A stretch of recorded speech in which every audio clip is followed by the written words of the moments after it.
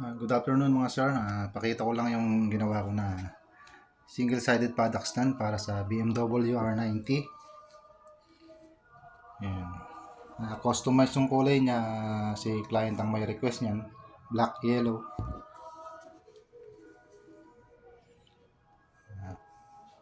Pasip ko bukas sa San Juan.